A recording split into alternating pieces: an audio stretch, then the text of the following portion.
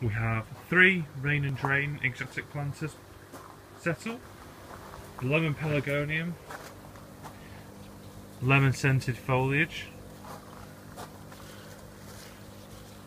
and we will be taking cuttings of this one fairly soon to go into the Hydropod. This is an Echium wildpretii, common name Taro Jewels. This was donated by a customer. Through the year it will actually develop a 6 foot tall spike of flower. And finally we have our rainbow chili. This was donated by Dave Gaze and looks very, very happy in the rain and drain planter. This will be overwintered and become a more permanent fixture for the greenhouse.